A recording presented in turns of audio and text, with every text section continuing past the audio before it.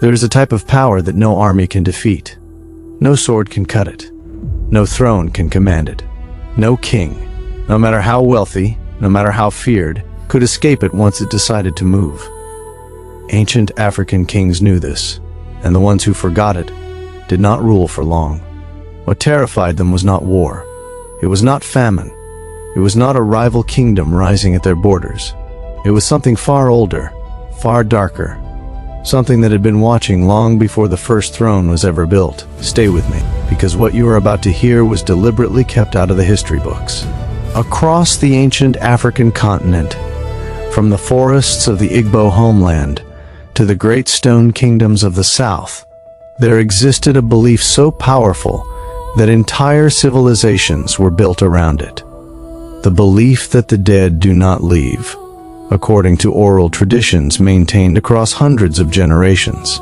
Ancestral spirits, the Ndichi among the Igbo, the Egungun among the Yoruba, the Mizimu among the Bantu-speaking peoples, did not simply watch from a distance. They intervened. They judged. They warned. They punished. And allegedly, they could bring a king to his knees faster than any invading army ever could. But here's the question that nobody in the history books ever stopped to answer.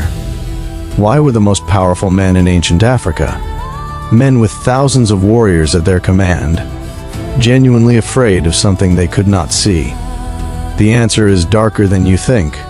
To understand what terrified African kings, you first have to understand how these ancient societies saw the world.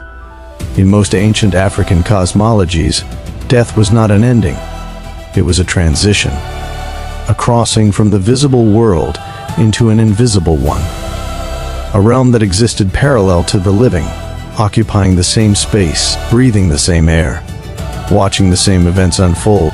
The ancestors who crossed into that realm did not lose their authority. According to Igbo tradition, they gained more of it, because on the other side of death they could see everything, every deal made in darkness, every oath broken in private, every king who smiled at his people's faces while plotting against their welfare in secret. Nothing was hidden from them. Nothing. And according to the priests and diviners who maintained this knowledge across centuries, the ancestors did not forget what they saw. They remembered, and when the time came, they acted. This was not superstition. Among the people who held this belief, this was operating reality, the foundation upon which law, governance, and power itself were constructed. Segment 1. The power that answered to no king. Among the Igbo people of ancient West Africa, there was a concept at the very center of their governance structure, Ofo-na-ogu, roughly translated, righteous authority backed by ancestral truth. The Ofo was a sacred staff, held by the eldest and most morally upright member of a lineage.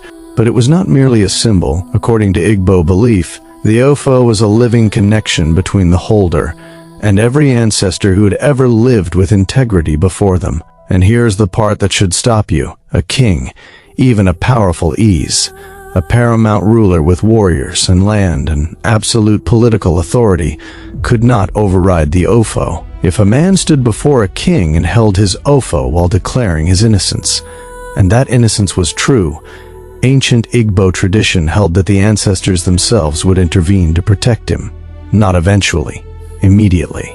And the king who chose to harm an innocent man protected by ancestral truth, according to oral tradition maintained across generations of Igbo communities. That king did not prosper afterward. Harvests failed. Children died in infancy. Whether you believe that was spiritual consequence or historical coincidence, the kings believed it, which is exactly why the Ofo was more powerful than any royal decree ever written. Among the Yoruba, there existed a force so feared that even mentioning it incorrectly in public was considered dangerous. The Egungun. To Yoruba tradition, the Egungun were not priests dressed in elaborate masquerade costumes. Not entirely.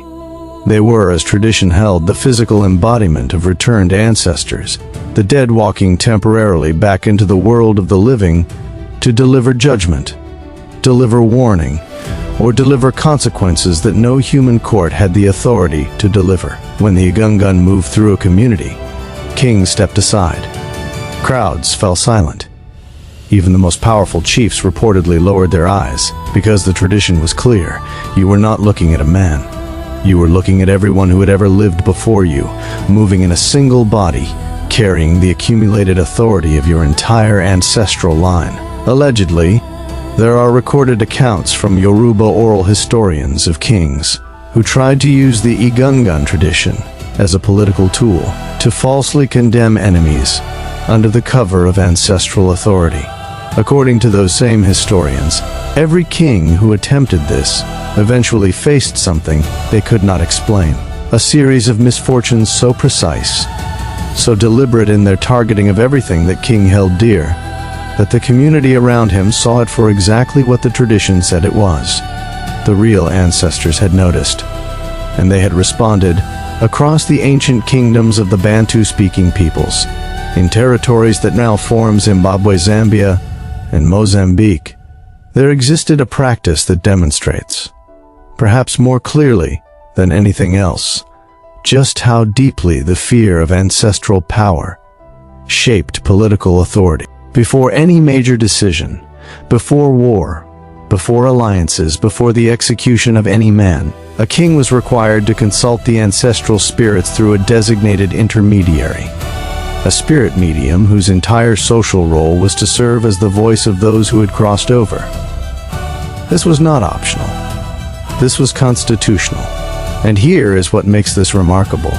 The medium could tell a king no, a king with an army, a king with land and cattle and political power stretching across hundreds of miles. That king could be told through the mouth of a man or woman in a trance. No, the ancestors do not permit this.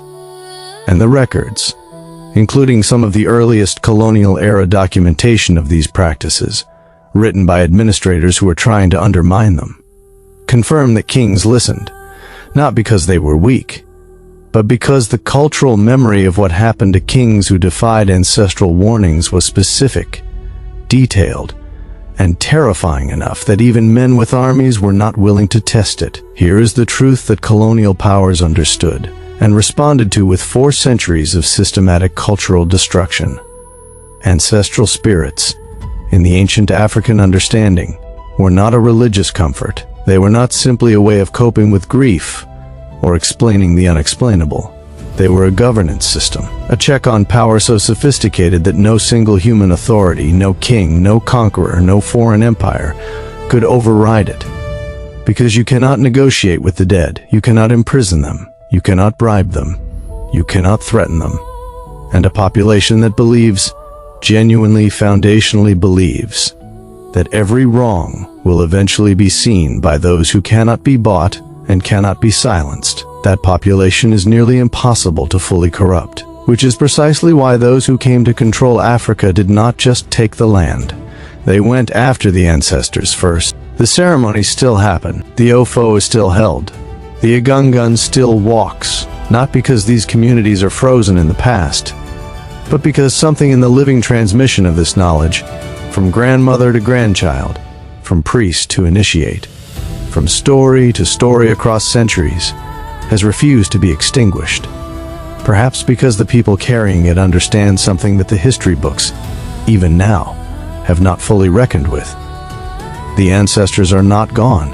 They are watching. And if you carry any of this blood, if any of these names belong to your lineage, then what you just learned was not history. It was an introduction. What do you think?